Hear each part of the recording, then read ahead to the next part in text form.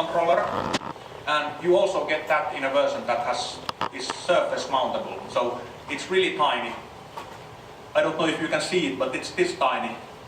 So it's really like smaller than a lead that you could hold in your hand.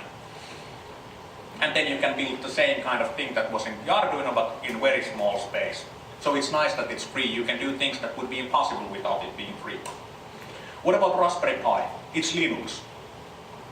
Well, everybody loves Linux, so obviously there is something to it that everybody loves Raspberry Pi. Can you run a web server in Arduino? Obviously not. What if you add some extra part? Well, I would add a computer, so it wouldn't make any, even if you could do it, it wouldn't make any sense. But how do you run a web server in Raspberry Pi? Sudo apt-get install Apache 2, just like any computer, any Linux computer. What about SSH? It's kind of convenient that you don't have to be in the same room or same city with the computer. So with the Raspberry Pi you can just control it through SSH. What about Python?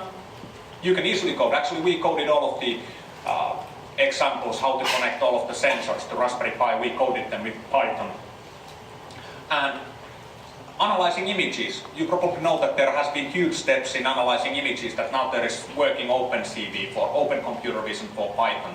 So you can do things like that. How do you connect the camera? You take the USB wire, you take the Raspberry Pi, you connect the USB wire, and you connected a camera.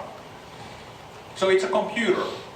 You get all the benefits of a computer, but of course it's a computer. Like, okay, I want to try what you did.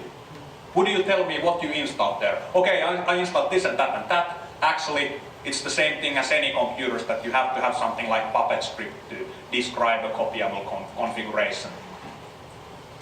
Surprisingly, there are some computers that are easier to connect to Raspberry Pi than Arduino. And of course, something like USB camera is much easier to connect, but also protocols that are complicated, like I2C or SPI, they are probably, at least the code is a lot shorter. There are really good Python libraries for manipulating some of these protocols.